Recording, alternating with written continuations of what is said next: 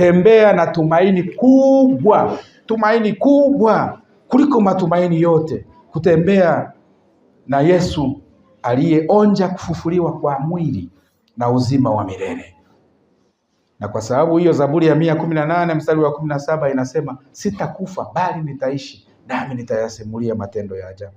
Somo la leo mmelisikia kutoka Isaya 25 mstari wa 6 hadi wa 8. Hasa mstari wa 8 unasema kuwa Mungu amemeza mauti, nguvu ya ushindi dhidi ya kifo hata milele, na kuwa Mungu atafuta machozi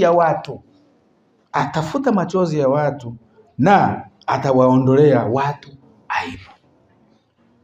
Haya ni maneno mazito yanayoonesha ushindi, kuwa Mungu anaweza kuleta maisha mapya, mageuzi ya kiroho, kwa kuhuisha, kwa kufufua na kuondoa nguvu za kifo kama alivyomfufua Yesu.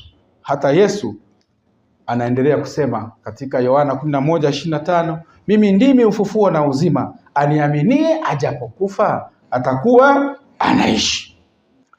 Tuna ushahidi mwingi unaoonesha uwezekano wa kufufuka.